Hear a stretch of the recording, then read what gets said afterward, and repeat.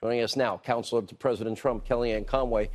I'd be negligent. I really don't want to dignify this ridiculous dinner, but I think I'd be negligent if I didn't ask your thoughts. I really, truly, it's so insulting and crude, and I try and always flip the tables. If this was a conservative comedian saying this about any liberal woman, what would the result be? Sean, in some ways, there was very little that was surprising on Saturday night, though. The faux outrage from some people who look down at Twitter all day long and see the likes of Sarah and Ivanka me insulted. This just happened right in front of them where they were all gussied up, so they couldn't deny it. I mean, in some ways, it was just another day at the office. They know that we're insulted handily, but it doesn't make some people any less miserable or us any less powerful and dutiful to the jobs that we have on the behalf of the country that we love. I actually think both events Saturday night really helped President Trump. Yeah. First, he got to go to Michigan and he was in Washington, Michigan, touting the economic progress, the security, the historic nature of what's going on in Korea.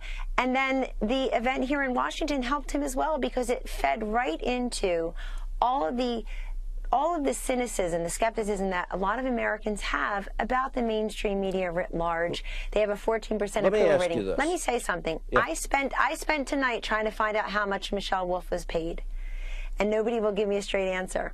And I called 3 people who were on the dais who actually picked up the phone.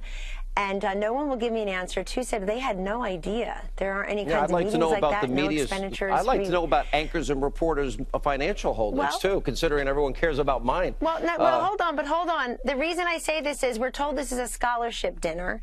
And, yes, you should pay for your entertainment. But I feel really badly for those students. The president, the vice president met them at the White House. They took pictures with them the other day. Right. I had occasion all throughout the weekend at different events to meet these scholarship winners.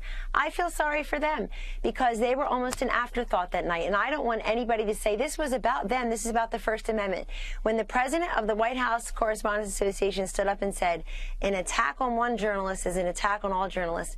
Well, folks, think about this. Is an attack on one woman or 2 women an attack on all women? I'm glad I didn't interrupt you. That's a powerful line. North Korea, history in the making. Nobody saw it coming. Yes, it is. Iran's intelligence. Yeah. President Trump was right.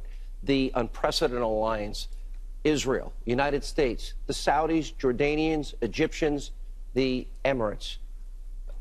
It's unbelievable what peace through strength can do when we have about a minute. That's right. It's incredible, Sean, and it is certainly owing to President Trump's leadership and his vision, and also his patience. The relationships that he's been able to build with leaders across the world in the first 15 months of his administration, really the first year and a half since he was elected, has led us to this moment. And folks, don't underestimate the power of North Korea and South Korea literally coming together, holding hands, and saying that decades of war could just be swept away, could end. Also, North Korea has agreed to stop doing its nuclear tests, to allow inspectors in, which is key, to go back to the same time zone as South Korea. A lot of progress there, and it's Donald Trump's leadership. Many critics of this administration are giving him the credit for that, and Kellyanne, they ought to. These are amazing times. Are they going to ever give the president credit? I doubt it. All the best to you and Sarah Sanders tonight, and Ivanka, as a matter of fact.